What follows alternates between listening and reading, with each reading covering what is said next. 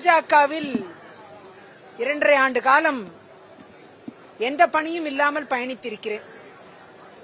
அரசியலில் பணி என்பது அவசியம். அந்த வகையில் என்னை போன்றவர்கள் உழைக்கக்கூடியவர்கள்.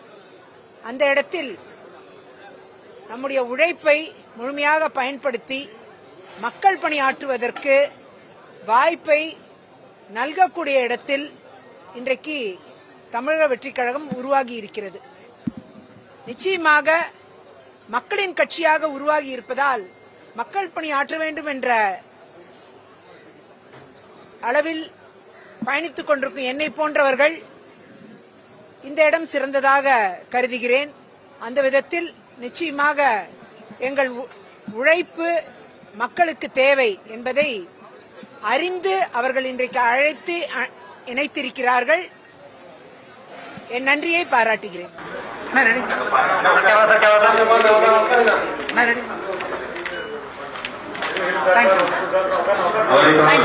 ஊழலற்ற ஒரு தூய்மையான ஆட்சி இனி தமிழகத்தில் தொடரும்.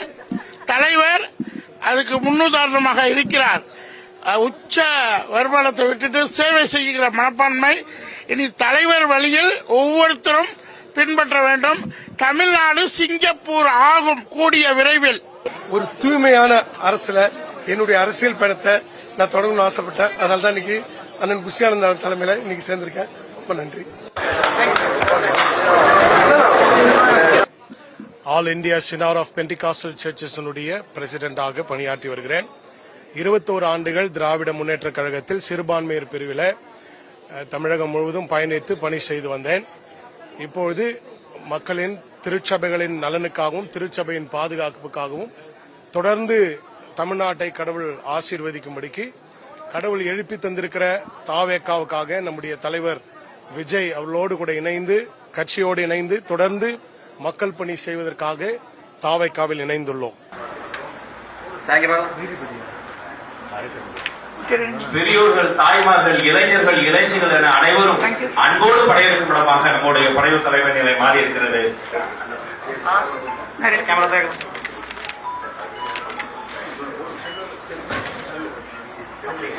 வாழ்த்துக்கள். அவரை தொடர்ந்து கள்ளக்குறிச்சி முன்னாள் தலைவர் சந்திரலேகா செந்தகவேல் அவர்களை என்போடு அழைக்கிறோம். அவரை தொடர்ந்து கமுதி முன்னாள் தலைவர் doctor P S Ganesan.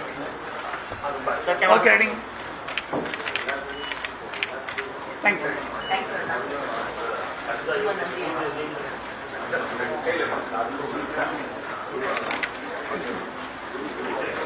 you.